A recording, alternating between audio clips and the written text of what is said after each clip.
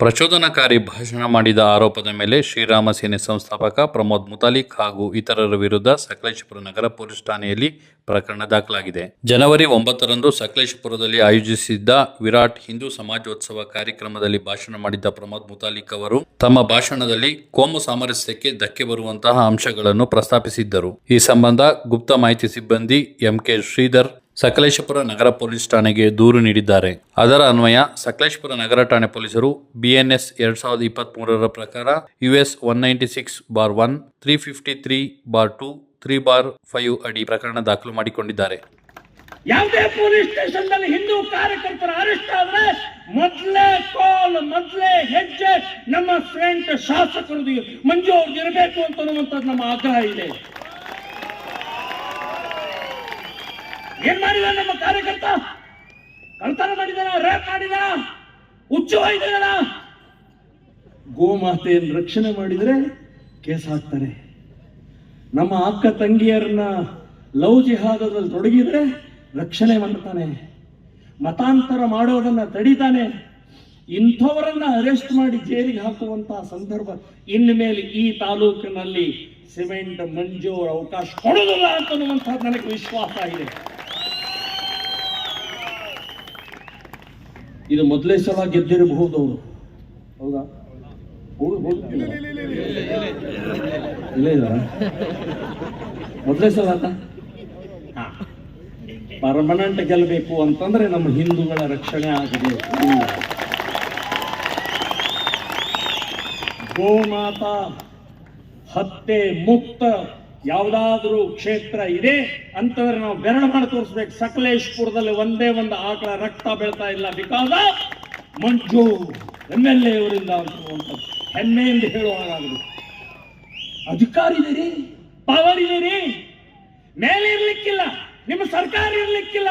ಆದ್ರೆ ನಿಮ್ಮ ಸರ್ಕಾರ ಸಕಲೇಶಪುರ ನಿಮ್ಮ ಸರ್ಕಾರನೇ, ನಿಮ್ಮ ಕೈಯಲ್ಲಿದೆ, ನೀವು ಮಾಡಲೇಬೇಕು ಅಂತನ್ನುವಂಥದ್ದು ನಾನು ಆಗ್ರಹ ಮಾಡ್ತಾ ಇದ್ದೀನಿ.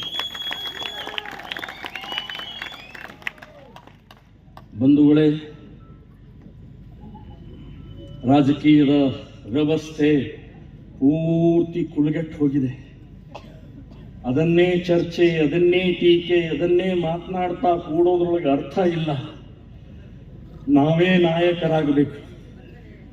ನಾವೇ ಗೋಮಾತೆಯ ಇವತ್ತಿನ ಈ ಸಮಾಜದ ಸಮಸ್ಯೆಗೆ ನಾವೇ ನಿಂತ್ಕೊಳ್ಳುವಂತಹ ಪರಿಸ್ಥಿತಿ ನಿರ್ಮಾಣ ಆಗಿದೆ. ಅದಕ್ಕೆ ಕೊನೆಯದಾಗಿ ನಾನು ಹೇಳೋದಿಷ್ಟೇ,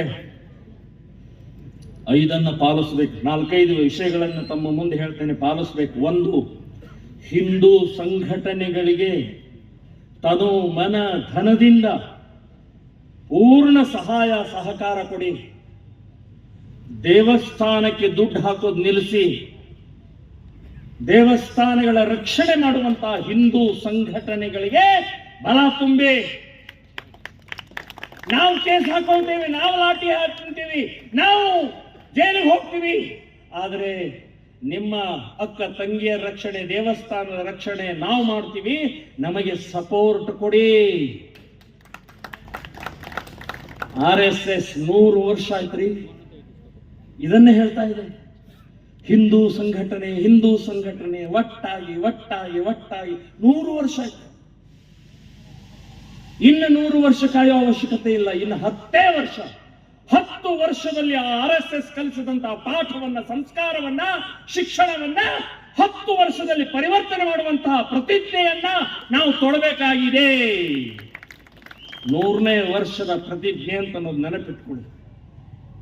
ಹಿಂದೂ ಸಂಘಟನೆಗಳಿಗೆ ಅದು ಯಾವುದೇ ಇರಲಿ, ಶ್ರೀರಾಮ ಸೇನೆ ಇರಲಿ, ಬಜರಂಗ ದಳ ಇರಲಿ, ಹಿಂದೂ ಜಾಗರಣ ಇರಲಿ, ಇನ್ಯಾವುದೇ ಇರಲಿ, ಅದಕ್ಕೆ ಸಪೋರ್ಟ್ ಮಾಡಿ. ಅದಕ್ಕೆ ಕರೆ ಕೊಟ್ಟಾಗ ನೀವು ಕೈ ಜೋಡಿಸಿ ಬನ್ನಿ ಅಂತನ್ನುವಂಥದ್ದು ಮೊದಲನೇದು. 2ನೇದು, ಸ್ವದೇಶಿ ವಸ್ತುಗಳನ್ನೇ ಖರೀದಿ ಮಾಡಿ. ವಿದೇಶಿ ವಸ್ತುಗಳು, ಚೀನಾ ವಸ್ತುಗಳು, ಮುಸ್ಲಿಂ ವಸ್ತುಗಳು, ಮುಸ್ಲಿಂ ವ್ಯಾಪಾರಗಳು, ಚೀನಾ ವಸ್ತುಗಳನ್ನ ಬ್ಯಾನ್ ಮಾಡಬೇಕು. ಸ್ವದೇಶಿ ವಸ್ತುಗಳನ್ನೇ ಖರೀದಿ ಮಾಡಿ. 3ನೇದು, ಲಾಸ್ಟ್, ಮುಂದಿನ ದಿನಗಳಲ್ಲಿ DG ಹಳ್ಳಿ, KG ಹಳ್ಳಿ, ಇನ್ನು ಎಲ್ಲ ಕಡೆಗೆ ಆದಂಥ ಗಲಾಟೆ ಗೊಂದಲದಲ್ಲಿ ಟಿಪ್ಪು ಸುಲ್ತಾನ್ ಬಂದ, ಈಗೊಬ್ಬನು ಬಂದಿದ್ದಾನೆ, ಬಹಳ ಭಯಂಕರ ಭಯಾನಕವಾದಂತ ಒಬ್ಬ ರಾಕ್ಷಸ ಬಂದಿದ್ದಾನೆ, ಔರಂಗಜೇಬನ ಕಟೌಟ್, ಔರಂಗಜೇಬನ ಜೈ ಜೈಕಾರ, ಔರಂಗಜೇಬ್ ಹಮಾರ ಹೀರೋ ಹೈ ಅಂತ ಓಪನ್ ಆಗಿ ಟಿವಿ ಚಾನೆಲ್ ನಲ್ಲಿ ಹೇಳುವಂತ ನೀಚ ದೇಶದ್ರೋಹಿ ಮುಸ್ಲಿಮರಿದ್ದಾರೆ. ಯಾರೀ ಔರಂಗಜೇಬ್? ಸ್ವಲ್ಪ ಔರಂಗಜೇಬನ ಬಗ್ಗೆ ಸ್ಟಡಿ ಮಾಡಿ. ಯಾರು ಅಂತನ್ನೋದು ಒಂದು ಸ್ಯಾಂಪಲ್ ಕೊಡ್ತೇನೆ ನಿಮಗೆ. ಸಂಭಾಜಿ, ಛತ್ರಪತಿ ಶಿವಾಜಿಯ ಮಗ ಸಂಭಾಜಿಯನ್ನ ಮೋಸದಿಂದ ಅರೆಸ್ಟ್ ಮಾಡಿ ಔರಂಗಜೇಬ ತನ್ನ ಎದುರುಗಡೆ ನಿಲ್ಲಿಸಿ ಊರು ತುಂಬೆಲ್ಲ ಅವನನ್ನ ಆನೆ ಕಾಲಿಗೆ ಕಟ್ಟಿ ಎಳ್ಕೊಂಡು ಬಂದು ಅರಮನೆ ಎದುರುಗಡೆಗೆ ನಿಲ್ಲಿಸಿ ಹೇಳ್ತಾನೆ, ನೀನು ಮುಸ್ಲಿಂ ಆಗು. ಅವನು ಹೇಳ್ತಾನೆ, ಯಾರ ಮಗ ರೀ ಅವನು? ಜಮೀರ್ ಮಗ ಅಲ್ಲ, ಯಾವುದೋ ಕಾಂಜಿ ಪಿಂಜಿ ಅವನ ಮಗ ಅಲ್ಲ, ಛತ್ರಪತಿ ಶಿವಾಜಿ ಮಹಾರಾಜರ ಮಗ ಇದ್ದ. ಅವನು ಹೇಳ್ದ, ಈ ಜನ್ಮದಲ್ಲಿ ಸಾಧ್ಯ ಇಲ್ಲ, ಇನ್ನು ಮುಂದಿನ ಜನ್ಮ ಅಲ್ಲ, 7 ಜನ್ಮದಲ್ಲೂ ಕೂಡ ನಾನು ಧರ್ಮ ಬಿಡಕ್ ಸಾಧ್ಯನೇ ಇಲ್ಲ ಅಂತ ಹೇಳಿದ ಕೂಡಲೇ ಕೈ ಕೊತ್ತರಿಸಿದ್ರು. ಒಂದು ಕೈ ಹೋಯ್ತ್ರಿ, ಮತ್ತೆ ಕೇಳಿದ್ರು, ಇಲ್ಲ ಅಂದ, ಮತ್ತೊಂದು ಕೈ ಹೋಯ್ತು. ಹೀಗೆ ಪ್ರತಿ ಸಲ ಕೇಳಿ ಕೇಳಿ ಕೇಳಿ ಆ ಸಂಭಾಜಿರ 37 ಪೀಸ್ ಮಾಡ್ತಾನ್ರಿ, 37 ಪೀಸ್. ಅಂತ ರಾಕ್ಷಸ ನಂಬತ್ರೆ ಹೀಗೇನ? 20 ಕೋಟಿ ಮುಸ್ಲಿಮರು, 5 ಕೋಟಿ ಕ್ರಿಶ್ಚಿಯನ್ರು, ನಾವು 100 ಕೋಟಿ ಇದೀವಲ್ರಿ.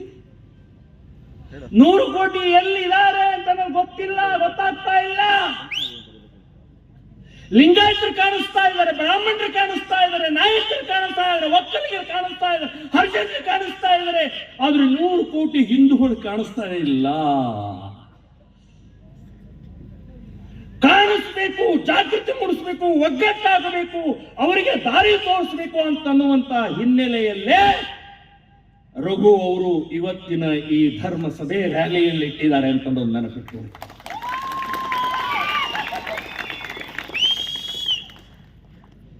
ಸೊ ನಮ್ಮಲ್ಲಿ ಸಾಯೋದು ನಿಶ್ಚಿತ, ಹುಟ್ಟಿದೇವಿ ಸಾಯೋದು ನಿಶ್ಚಿತ. ಈ ಹುಟ್ಟು ಸಾವಿನ ಮಧ್ಯದಲ್ಲಿ ಬದುಕೇನಿದೆ, ಇದಕ್ಕೆ ತಾಕತ್, ಇದಕ್ಕೆ ಶಕ್ತಿ, ಇದಕ್ಕೆ ಸಾಮರ್ಥ್ಯ, ಇದಕ್ಕೆ ಸ್ವಾಭಿಮಾನ, ಇದಕ್ಕೆ ದೇಶಾಭಿಮಾನ ತುಂಬಬೇಕು ಅಂತಾನೆ ಇವತ್ತಿನ ಈ ಧರ್ಮ ಸಭೆ. ಛತ್ರಪತಿ ಶಿವಾಜಿ ಹುಟ್ಟಿದಂತ ಸಮಯದಲ್ಲಿ 4 ದಿಕ್ಕಿನಲ್ಲಿ ಮುಸ್ಲಿಮರ ಆಡಳಿತ, ಕ್ರೌರ್ಯ, ಅತ್ಯಾಚಾರ, ಹಿಂದೂಗಳು ಬದುಕೋದು ಕಷ್ಟ ಅನ್ನುವಂತಹ ಸಂದರ್ಭದಲ್ಲಿ ಛತ್ರಪತಿ ಶಿವಾಜಿ ಹುಟ್ಟುತ್ತಾನೆ. ಅವನ ತಾಯಿ ಮಹಾ ತಾಯಿ ಅವನಿಗೆ ಆನಂದವಾಗಿ ಇರೋ ನೀನು ಅಂತ ಹೇಳಿ ಬೆಳೆಸಲಿಲ್ಲ. ದೇವಸ್ಥಾನ ಬಿದ್ದಿದೆ. 8 ವಯಸ್ಸಿನ ಶಿವಾಜಿಗೆ ಊರೊಳಗೆ ವಾಕಿಂಗ್ ಕರ್ಕೊಂಡು ಹೋಗಿ ತೋರಿಸ್ತಾಳೆ, ದೇವಸ್ಥಾನ ಬಿದ್ದಿದೆ ನೋಡಪ್ಪ ಶಿವಾಜಿ, ಗಂಟೆ ಇಲ್ಲ, ಪೂಜೆ ಇಲ್ಲ, ಮೂರ್ತಿ ಇಲ್ಲ, ಹೂವಿಲ್ಲ, ಅಭಿಷೇಕ ಇಲ್ಲ. ಅಮ್ಮ ಯಾಕೆ ಅಂತ ಕೇಳ್ತಾನ ಅವನು ಪುಟ್ಟ ಬಾಲಕ. ಶಿವಾಜಿ ಕೇಳ್ತಾನೆ, ಯಾಕೆ ಅಂದ್ರೆ ಇದನ್ನು ಒಡೆದು ಹಾಕಿದ್ದಾರೆ, ಮುಸ್ಲಿಮರ ಒಡೆದು ಹಾಕಿದ್ದಾರೆ, ಪೂಜೆ ಮಾಡೋಂಗಿಲ್ಲ, ಅದಕ್ಕೆ ನೀನು ಮತ್ತೆ ಈ ದೇವಸ್ಥಾನವನ್ನ ಕಟ್ಟಬೇಕು, ಮತ್ತೆ ಮಂತ್ರ ನಿನಾದ, ಮತ್ತೆ ಪೂಜೆಯ ಗಂಟೆಯ ನಿನಾದ ಕೇಳಿಸುವಾಗ ಮಾಡಬೇಕು, ನೀನು ಅಂತ ಹೇಳಿದ್ಲು. ಪಕ್ಕದ ಮನೆಯವನ ಅವನಂತ ಹೇಳಲಿಲ್ಲ, ಅಥವಾ ಶ್ರೀರಾಮ್ ಸೇನೆ ರಘು ಅವ್ರು ಮಾಡ್ತಾರಂತ ಹೇಳಲಿಲ್ಲ.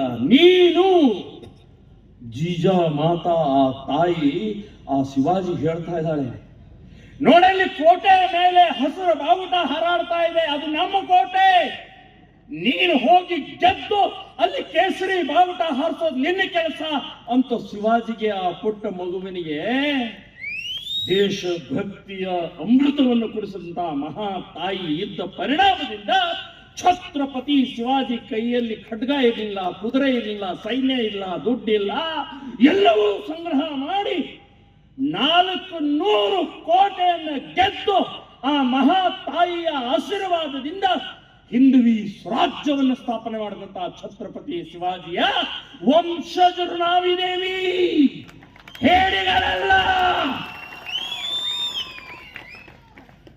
ನಮ್ಮಲ್ಲಿ ರಕ್ತ ಹಸಿರು ರಕ್ತ ಅಲ್ಲ, ಕೆಂಪು ರಕ್ತ ಹರಿತಾ ಇದೆ. ಶಿವಾಜಿಯ ರಕ್ತ ಹರಿತಾ ಇದೆ, ಸಂಗೊಳ್ಳಿ ರಾಯಣ್ಣನ ರಕ್ತ ಹರಿತಾ ಇದೆ, ಕೆಂಪೇಗೌಡರ ರಕ್ತ ಹರಿತಾ ಇದೆ, ಅಂಬೇಡ್ಕರ್ ರಕ್ತ ಹರಿತಾ ಇದೆ, ಝಾನ್ಸಿ ರಾಣಿ ಲಕ್ಷ್ಮೀಬಾಯಿ ರಕ್ತ ಹರಿತಾ ಇದೆ. ನಾವು ಹೇಡಿಗಳಲ್ಲ. ವಕ್ಫ್ ಬೋರ್ಡ್ ಅಂತ ಹೇಳಿ ವಕ್ಕರಿಸ್ತಾ ಇದೆಯಲ್ಲ, ಎಂಥ ಭಯಾನಕರಿ. ಜಮೀರ್ ಒಬ್ಬ ರಾಕ್ಷಸ, ಒಬ್ಬ ದೇಶದ್ರೋಹಿ. ನಾನು ಬರೇ ಅವರನ್ನು ಮಂತ್ರಿಯನ್ನು ತೆಗೀರಿ ಅಂತ ಹೇಳೋದಿಲ್ಲ, ಗಲ್ಲಿಗೆ ಏರಿಸ್ಬೇಕು, ಗಲ್ಲಿಗೆ.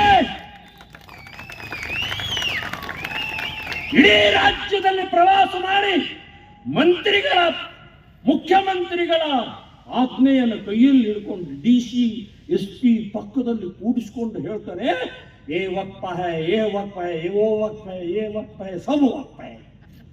DC चलो लिख लो, ನೋಟಿಸ್ दे दो. ಹೊರಟಾರಿ. ಇಡೀ ರಾಜ್ಯ ತುಂಬ ಪ್ರವಾಸ ಮಾಡಿ ರೈತರು ನೋಡ್ಲಿಲ್ಲ, ದೇವಸ್ಥಾನ ನೋಡ್ಲಿಲ್ಲ, ಗರಡಿ ಮನೆ ನೋಡ್ಲಿಲ್ಲ, ದಲಿತರು ನೋಡ್ಲಿಲ್ಲ, MLA ನೋಡ್ಲಿಲ್ಲ, ಎಲ್ಲರ ಮೇಲೆ ಹೊಡೆದ ಬಿಟ್ರೆ ಸೀಲಿ. ಇವರು DC ಅವರು ಹಿಂದೆ ಏನಿಲ್ಲ, ಹೊಡೆದ್ರೆ ಎಲ್ಲಿವರೆಗೆ ನರೇಂದ್ರ ಮೋದಿಯವರು ಈ ವಕ್ಫ್ ಬೋರ್ಡಿಗೆ 44 ತಿದ್ದುಪಡಿ ಮಾಡುವುದಿಲ್ವೋ ಅಲ್ಲಿವರೆಗೆ ಇದು ವಕ್ಕರಿಸ್ತಾನೆ ಇರೋದು. ಅದಕ್ಕೆ ನಾನು ನಿಮಗೆ ವಿನಂತಿ ಮಾಡ್ತಾ ಇದ್ದೇನೆ, ರಘು ತರ 65 ಕೇಸ್ ಹಾಕೊಂಡು ನೀವು ಹೋರಾಟ ಮಾಡುವ ಅವಶ್ಯಕತೆ ಇಲ್ಲ. ಮುತಾಲಿಕನ್ ತರ 116 ಕೇಸ್ ಹಾಕೊಂಡು ನೀವು ಹೋರಾಟ ಮಾಡೋ ಅವಶ್ಯಕತೆ ಇಲ್ಲ. ಮನೆ ಒಳಗಡೆ ಕೂತ್ಕೊಂಡು ಇಮೇಲು, ವಾಟ್ಸಪ್ಪು, ಫೇಸ್ಬುಕ್ಕು ಅಥವಾ ಒಂದು ಪೋಸ್ಟ್ ಕಾರ್ಡ್ ಮೂಲಕ ಮೋದಿಯವರಿಗೆ ಪತ್ರ ಬರೀಬೇಕು, ಮೋದಿಯವರಿಗೆ ಸಂದೇಶ ಕಳಿಸಬೇಕು. ಅವ್ರಿಗೆ ಹೇಳಬೇಕು, ವಕ್ಫ್ ಬೋರ್ಡ್ ಅನ್ನುವಂತಹ ಅತ್ಯಂತ ಡೇಂಜರಸ್ ಈ ಬೋರ್ಡವನ್ನ ಬರೇ ತಿದ್ದುಪಡಿ ಮಾಡಿದ್ರೆ ಆಗುವುದಿಲ್ಲ, ಸಂಪೂರ್ಣ ರದ್ದು ಮಾಡಬೇಕು.